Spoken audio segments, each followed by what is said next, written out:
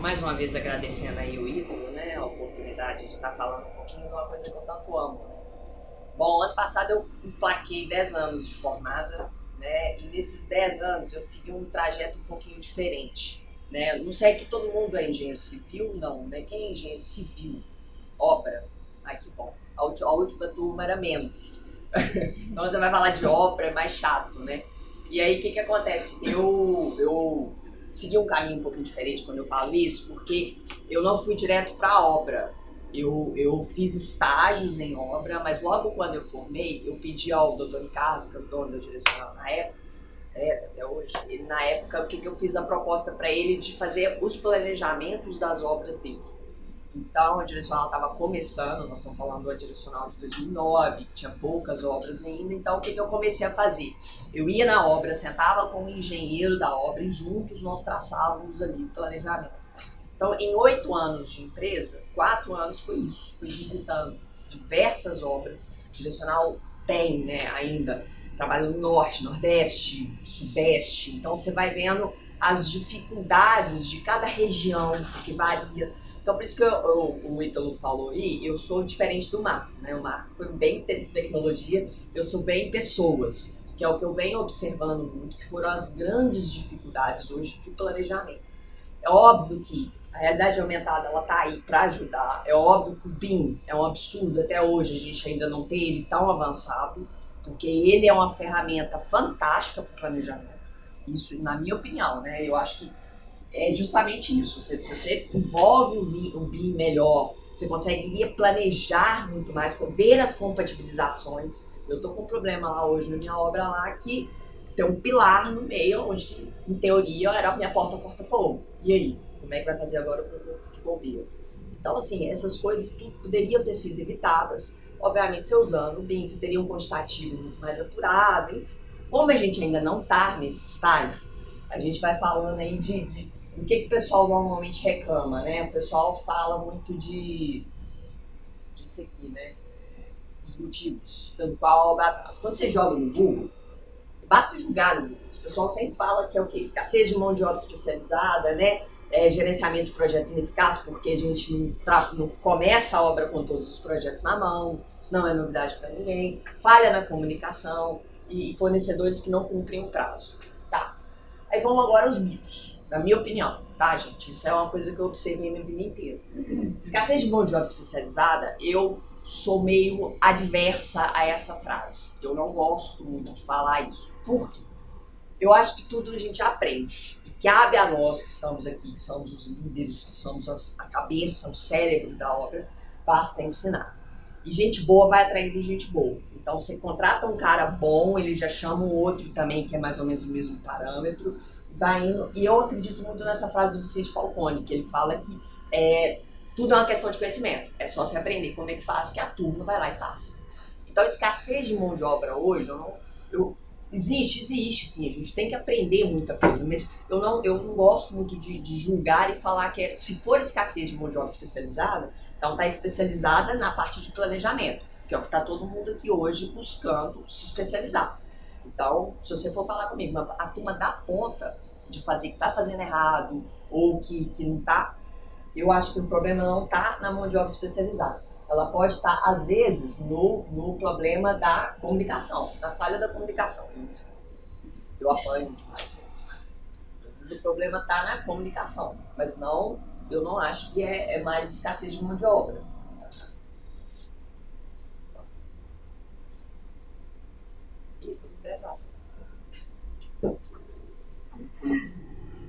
Gerenciamento de projetos. Realmente a gente tem um problema muito sério hoje, que é a não compatibilização. E projetos também incompletos. E isso faz com que a gente não consiga desenvolver uma EAP, né? Estrutura analítica de projeto, né? Os pacotes de entrega tão bem quanto a gente deveria, quanto a gente queria. Então, falando assim, uma realidade, falha da comunicação, sim, ela existe. Isso é um fato. Que eu já presenciei várias vezes. O escritório falar que vai atacar a frente tal, e aí chegar lá, poxa, no campo, no canteiro, o cara, em vez de estar construindo o muro de arrimo que ele tinha definido, estava construindo a piscina lá do outro lado, que não era prioridade. Entendeu? Então existe realmente a falha na comunicação. muito pesada e que eu acho que está muito relacionado também ao humor, né? A relacionamento hoje, né? O meu ponto de vista. Porque se você também não dá liberdade, não dá acesso para que as pessoas te procurem, questionem com você o que é para fazer, como é que nós vamos fazer, vai ter a falha na comunicação. Então eu sou adepta a essa gestão portas abertas que o povo fala. Então abra a porta mesmo, assumi uma obra que estava com um problema seríssimo de gerenciamento de pessoas. E eu falei, não, arranca essa cerca, arranca esse muro, arranca tudo e deixa a porta aberta. O povo tem que vir aqui, tem que ter acesso para poder perguntar e questionar o que está acontecendo. Então eu acho que isso é um ponto que a gente poderia resolver. E fornecedor não cumprir o prazo, eu não concordo muito com isso, porque é o seguinte, a concorrência é de Deus, né? Ela, quem inventou ela foi Deus, não foi mais ninguém. Então, assim, se o cara não estiver te atendendo bem, graças a Deus, a gente tem N concreteiras, várias empresas de fornecimento de aço, várias... Assim, você vai buscando e vai modelando a forma como você quer ser tratado, a forma como você quer que o seu fornecedor te corresponda.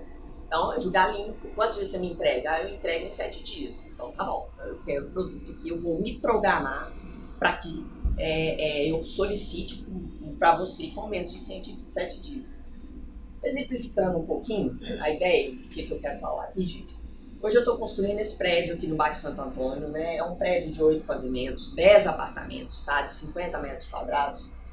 E o que a gente tem hoje, né? Você pega o projeto arquitetônico, é um prédio em alvenaria estrutural, com laje de transição. Então, esses 2 pavimentos aqui são lajes de transição, os demais é em alvenaria estrutural. 2 apartamentos por andar. Existe hoje um problema lá dos projetos executivos estarem incompletos e o memorial descritivo está incompleto? Existe, gente, tá? Isso não é novidade para ninguém. Não é uma obra, né, Brastemp, muito pelo contrário, ela está mais para o padrão hoje, que a gente sabe da realidade que esses 2 aqui não existem. Mas quando você olha uma imagem dessa, quando você pega o arquitetônico e você tem isso aqui, alvenaria estrutural, padrão médio, você já sabe, mais ou menos, como é que é a sua EAP. Não é? Como que é a sua estrutura analítica de projeto. Você sabe que você tem os pacotes de entrega, fundação, um prédio é composto da fundação, da estrutura, da alvenaria, da instalação, do revestimento interno, da cobertura e do revestimento externo. Isso é básico. Então, o que você começa a fazer? Você não precisa de tanto. O que eu estou tentando expor aqui é lógico, o mundo ideal é que a gente tivesse aqueles 2 lá atrás, né? Que a gente tivesse isso aqui. Isso é fato. Como a gente não tem, tá? Então, como é que eu vou trabalhar isso? É padrão, fundação, tá lá, fundação profunda e fundação superficial. Ou seja, lá no meu caso, foi estaca hélice contínua com blocos e cintas, blocos e cintas com escavação manual com chapisco contra barranco. Você guia pelo solo, você faz um estudo, você não precisa de muito para poder, né? E aí você vê, por exemplo, você pode conflitar lá na frente, quando você tiver com o memorial descritivo e com o projeto na mão, que agora eu já tenho um pouco mais detalhado, nesse pacote de entrega meu aqui, o que aconteceu com ele? Por exemplo, cerâmica. Definiram agora, semana passada, que vai ser laminado nos quartos. Beleza? O que aconteceu? Diminuiu a quantidade de cerâmica e acrescentou um laminado aqui. Então, em vez de eu tinha imaginado 3 pedreiros, vou precisar só de 2. Mas o item cerâmica, ele vai existir. Então, esses pacotes de entrega, a gente já sabe. Com ele, a gente vai desenvolvendo, então, o nosso planejamento. O que eu estou tentando expor aqui é que essa justificativa, ela tem que ser um pouco quebrada. E como que a gente faz? Então, tá, então básico, eu sei mais ou menos o que fazer para que eu consiga desenvolver. Qual que é o próximo passo? O próximo passo, sequência construtiva. O que eu quero dizer com isso? Tá, para mim fazer o reboco, para mim fazer o gesso, que é o mais fácil. O que tem que estar pronto? A alvenaria tem que estar pronta, eu tenho que ter passado todos os circuitos elétricos, a caixinha tem que estar lá, pronto, está liberado para o meu gesso. Então é isso, você define então a sequência construtiva, joga aquela EAP com a sequência construtiva lá dentro do Project, ou Excel, ou o que quer que seja, e pronto. E aí, gente, vou pegar um caso aqui específico, como é que eu faço isso. Eu pego cada pacote de trabalho daquele e faço da seguinte forma. Vamos pegar, por exemplo, pacote de trabalho, fundação profunda.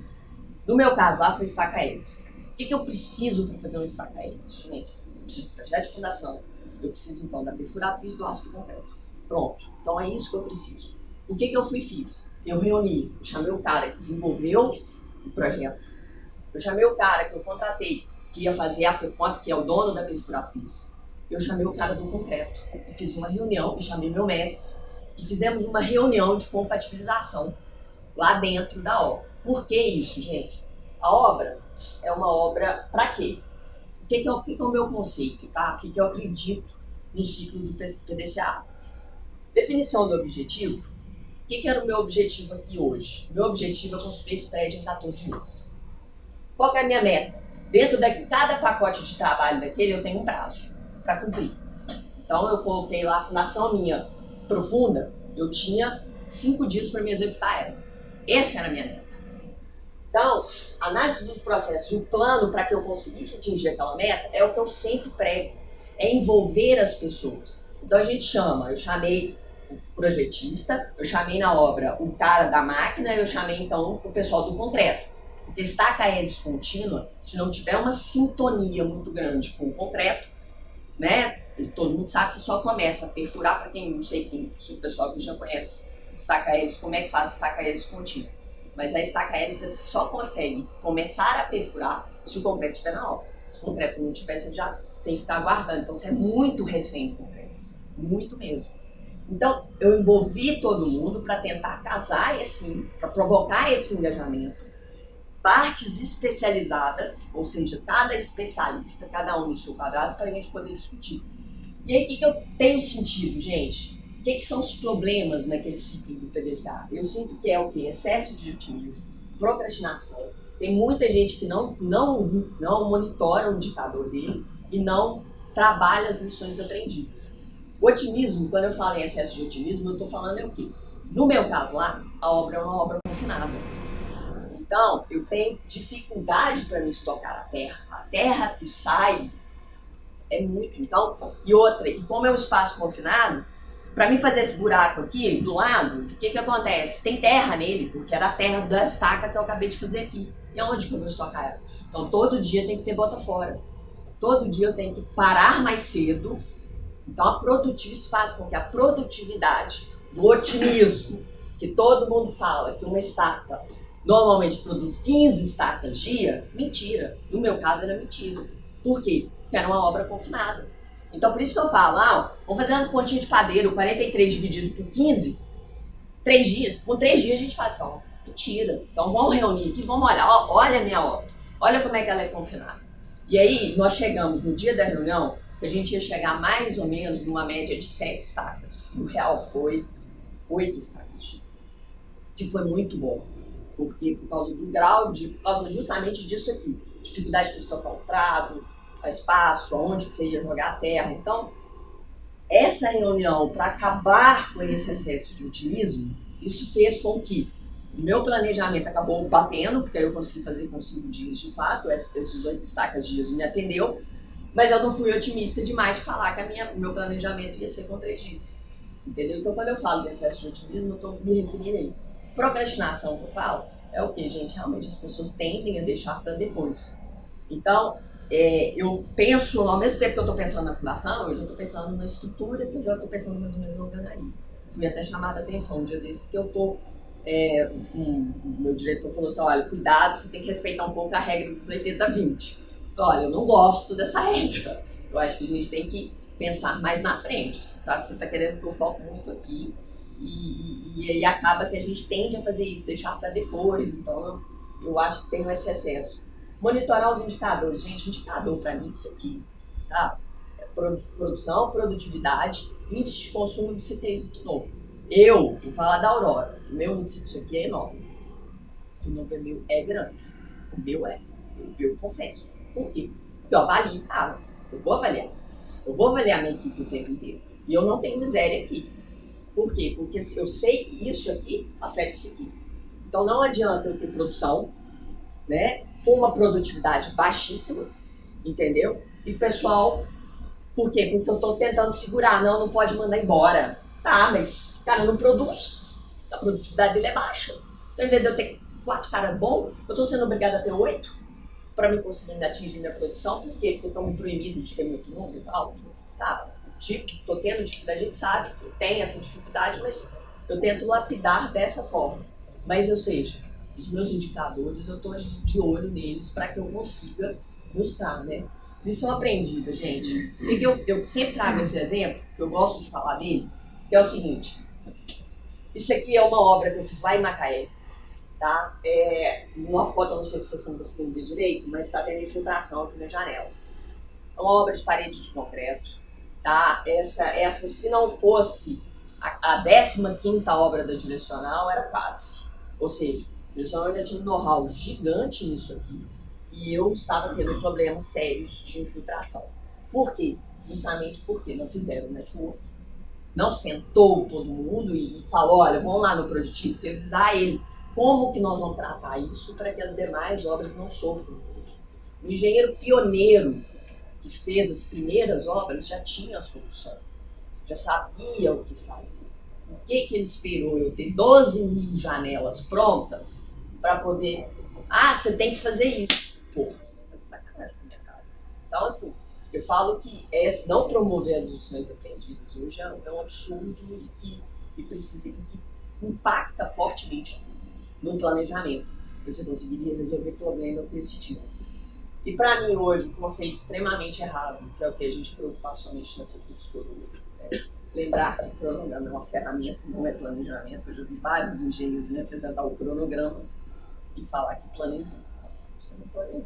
Você tá planejamento para mim é quando você integra todo mundo. Você está falando, você está pensando no seu escopo, que é aquela EAP lá, que você estudou ela, você está pensando no tempo, no custo, nos recursos humanos, porque você está preocupado na sua produtividade, né, nos seus índices, segurança do trabalho, gestão de resíduos, a gente hoje é extremamente cobrado, justo, né, tem que ter qualidade, tem que preocupar com os suprimentos. Então, quando me apresenta um cronograma, por exemplo, suprimentos não está vivendo. Qual é a quantidade de pessoas que tem que ter? Então, assim, quando você engloba tudo, beleza, aí você tem um planejamento adequado. Bom, os itens desafiadores que eu falo sempre, contratação e formação de líderes, que eu falo por causa disso, gente. Eu sou muito, Jorge Paulo lembra, né? Ele fala que gente boa atrai gente boa. É justamente de ter essa postura, de ter uma gestão mais portas abertas, de tentar sentar com as partes, e ter a humildade, né? De falar assim, olha, eu não sei isso, vem cá, deixa eu chamar cada especialista dessa área, dos pacotes de entrega e tentar fazer. Investir mais no departamento de projetos executivos, que eu falo que é justamente isso, né? O BIM, ele tá aí, ele começou-se a falar do BIM que é em 2008, 2007. Então nós estamos falando de 10 anos que ele vem aí insistindo para tentar sobressair e não consegue, ter dificuldade, né? Então realmente isso dificulta, mas cabe a nós, então enquanto a gente ainda não tem esse grau, esse BIM, essa coisa toda, como é que nós vamos fazer para poder tentar fazer um prédio daquele com o que a gente tem hoje, né? Planejamento mais estruturado possível, né? Ou seja, pensando em tudo aquilo que eu falei, gestão de riscos, segurança do trabalho, qualidade, e dar mais atenção às lições aprendidas mesmo, de fazer esse networking, de sentar todo mundo para poder... Qual a dificuldade que você teve em sua obra e tal? No boteco mesmo, tentar conversar. Tentei ser bem breve, viu, gente? A mensagem que eu sempre gosto de passar assim é essa, sabe, gente? E é uma das qualidades hoje mais importantes, na minha opinião, é aprender a aprender, né? E isso a gente só consegue quando a gente sabe escutar. Só quem é um que sabe de fato escutar. As pessoas escutam para responder e não para entender, não é? A maioria. Porque as pessoas estão tão ansiosas para falar dela ou para se defender, que ela esquece de escutar para aprender. Então, eu sempre gosto de falar isso. Bom, minha pergunta, 1 milhão, né? Como é que o planejamento, alguém quer me dar uma sugestão para responder isso aqui? Ou querem fazer alguma pergunta? Vou ficar à vontade, gente.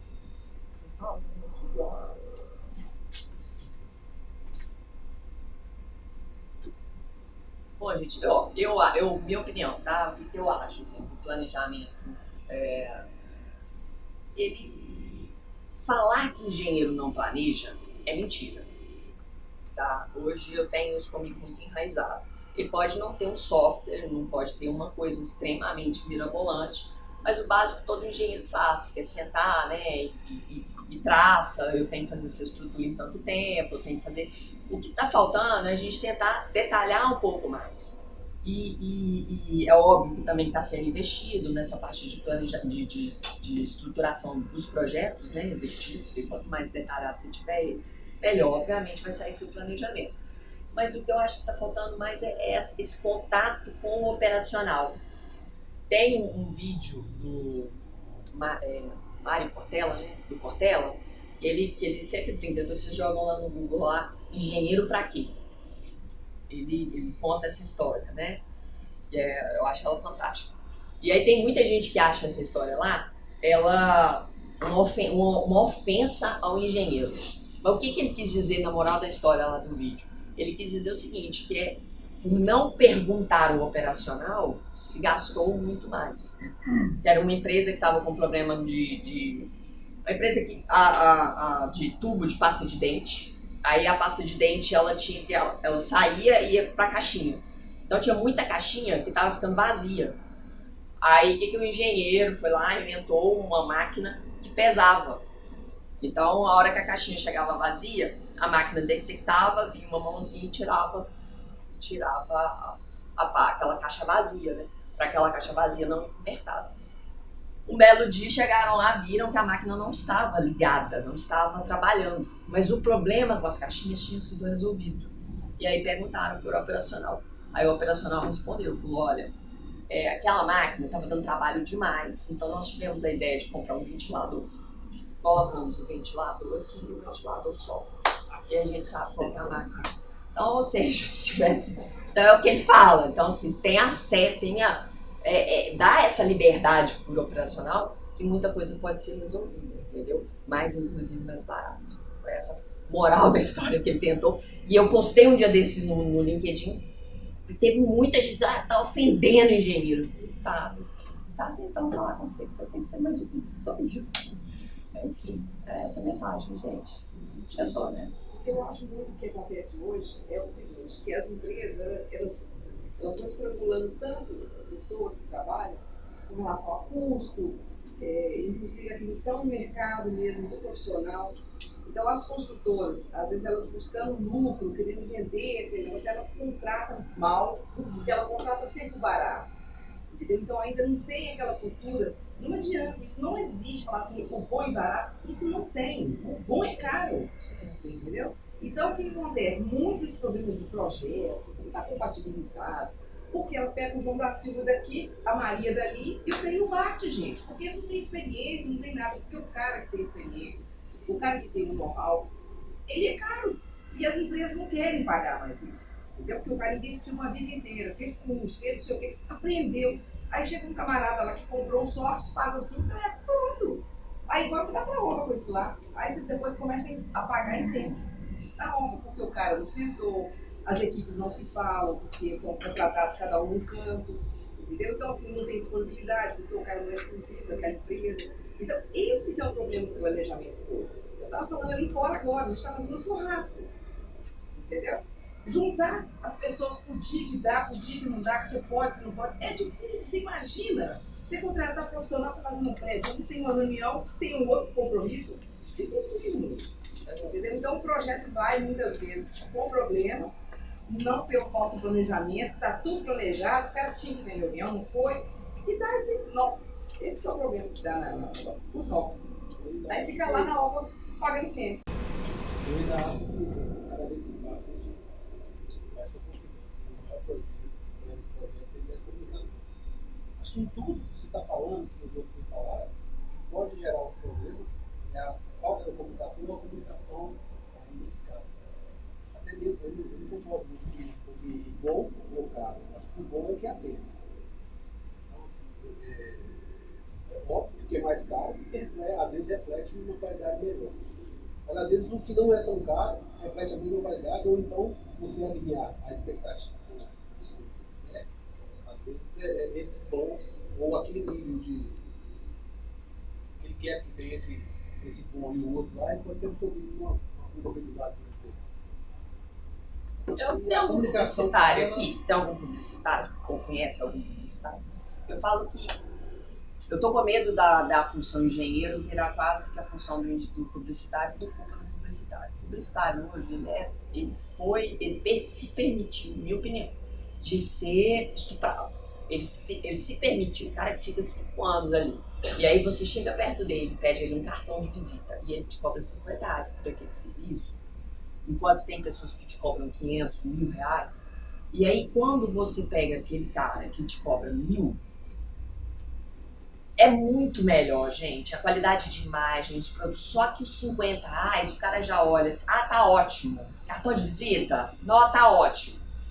Eu acho que tá acontecendo muito isso com o engenheiro, entendeu? E aí tem muito que tá se sujeitando e trabalhar por 2.000, pessoas que têm aí 10 anos de formato, entendeu? Que tem aí 15 anos de profissão. E aí isso tá fazendo com que eu tenha muito medo do futuro com relação a isso.